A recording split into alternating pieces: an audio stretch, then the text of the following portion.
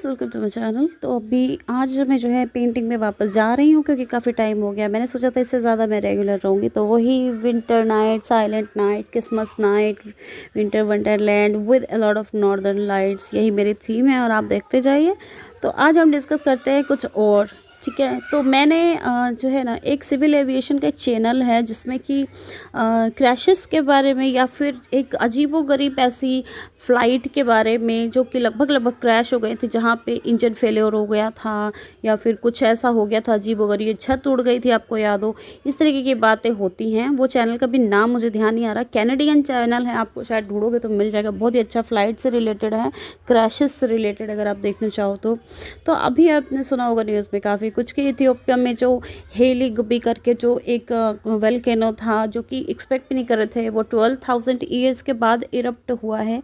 जो shielded type का जो होता है, जिनकी ऊपर पतली, जो मतलब ऊपर की तरफ बहुत पतली हो जाती है उसकी जहाँ से वो निकलता है वो पैसेज, और जब उसका जो प्लूम उठता है वो एक तरीके से कि बहुत ऊपर एटमॉस्फेयर में चला जाता है, बट सबसे ऊपर वाला 20 किलोमीटर से ऊपर जाता है एटमॉस्फेयर में।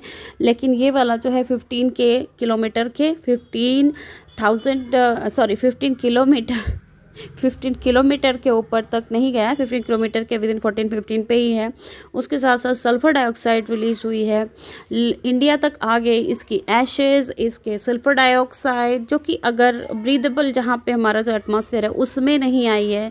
एज सच ये नहीं है कि एयर क्वालिटी इंडेक्स आपका बहुत हाई हो गया उसकी वजह से, क्योंकि वहाँ पे मेजरमेंट नहीं किया जाता, वहाँ से हमें मतलब नहीं है। एटमॉस्फेयर में इतने ऊपर सिर्फ एक ही एक्टिविटी ह्यूमन रिलेटेड होती है और वो है फ़्लाइट्स। तो फ़्लाइट की प्रॉब्लम्स होती है। अब आपको मैं एक कहानी बताऊँ मज़ेदार, जो कि क्या है, मज़ेदार तो नहीं है, थोड़ी दुखद भी है, बट उसमें क्योंकि कोई भी डेथ नहीं हुई थी तो उसके बारे में मैं आपको बता देती हूँ। 1982 की बात है। बोइंग 747 फ़्लाइट 009 ब्रिटिश एयरवेज़ की जो है जकार्ता वगैरह के ऊपर से जा रही थी, जो ओशियन है उसके ही ऊपर थी, और जो है बीच में थी कहीं पर। अब बहुत सारे देखोगे आपके इंडोनेशिया में कितने सारे जो है द्वीप वगैरह आते हैं, तो उसके बीच में वोल्केनो एक फटा और वोल्केनिक ऐश में वो फ्लाइट फंस गई। अब जो पायलट और को पायलट वगैरह थे, जो 747 बोइंग होता है, उसमें 4 इंजन वाला था प्लेन वो क्या हो रहा था कि एक सेंट एल्मोस फायर जिसको कहते हैं, सेंट एल्मोस एक्सप्लोजन या ऐसा कुछ कहते हैं, जिसमें कि क्या होता है कि जो पार्टिकल्स रहते हैं ना, वो आग जैसी पकड़ते थोड़ी थोड़ी, और आपको दिखता है कुछ एक कलरफुल लाइट ब्लू टाइप का इफेक्ट। तो इन लोगों को लगा कि क्या हो रहा है, कुछ तो अजीब हो रहा है, बड़ा मैजिकल लग रहा था इन लोगों को, क्योंकि इनकी फ़्लाइट के रास्ते में जो है ना ऐसे ऐसे रोशनी की छोटे छोटे बिल्कुल बिंदु दिख रहे थे, और इनकी स्क्रीन से वो टकरा रहे थे छोटे छोटे। तो ये सोच रहे थे हम क्या ही दुनिया में आ गए, मज़े आ रहे मज़े। उसके बाद हुआ क्या कि उनको जो है अंदर ही अंदर केबिन में धुआं बढ़ने लगा। अब धुआं बहुत ही बुरी प्रॉब्लम होती है किसी भी फ़्लाइट के जो काफ़ी ऊपर, सबसे ऊपर अपने हाइट में पहुंच चुकी है, एल्टीट्यूड अटेन कर चुकी है।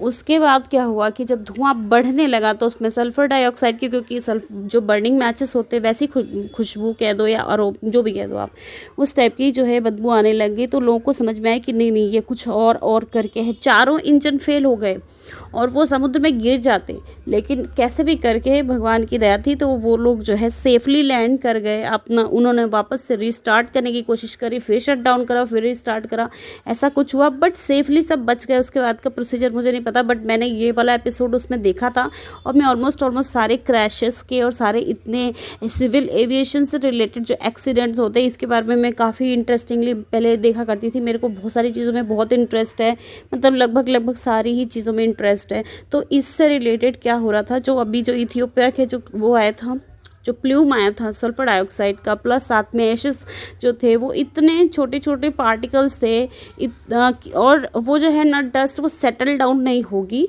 तो क्या हो रहा था कि वो ही जो पार्टिकल्स थे, क्योंकि वो गर्म थे, तो वो विंडो शील्ड से टकराने के बाद जो है क्या कर रहे थे कि उसको वो डैमेज करते जा रहे थे, और इनको पता नहीं था। ये सोच रहे थे कि बड़ा अच्छा शो हो रहा है लाइट का, जैसे ड्रोन का शो होता है। अब 1982 की बात है, उस टाइम इतने सारे इंसिडेंट्स हुए नहीं थे, ऐसा फ्लाइट्स भी नई ही थी, तो इनको आइडिया नहीं था। और ये वाले जो है शो इंजॉय करने के बाद उनके चारों इंजन फेल हो गए। बाद में पता चला कि वल्केनिक ऐश हमारी स्क्रीन से टकरा के जल रही थी वो हो रहा था। और उसके बाद ऐसा हो गया कि वो इंजन में तक प्रॉब्लम करके चले गए, क्योंकि आपने देखा होगा इंजन में सक इन करता है एयर को, जो विंग्स के अंडर बना रहता है। तो ये सारी चीज़ें भी अंदर जा रही थी और डैमेज कर दिया चारों इंजन को, और ये सेफली लैंड करके अच्छी बात है। तो मेरा ये इवेंट जो है इससे रिलेट कर पा रही थी। ये न्यूज़ में चल रहा था, तो वैसे तो बहुत कुछ न्यूज़ में मैं देखती नहीं हूँ, बट ये चल रहा था तो थोड़ा सा रिलेटेबल लगा। मैंने कहा आज यही बता देती हूँ, आप देखिएगा अगर आपको इसमें इंटरेस्ट है। ये सिविल एविएशन के क्रैशेस वगैरह में, एक्सीडेंट्स वगैरह में आप ज़रूर देखिएगा इसको जाके। तो ऐसे में हमारी ये पेंटिंग थोड़ी थोड़ी सी तैयार हो गई है, थोड़ा बाकी है अभी इसमें क्रिसमस इफेक्ट देना। ओके, लाइक शेयर सब्सक्राइब कर दो। Bye bye and take care, good night.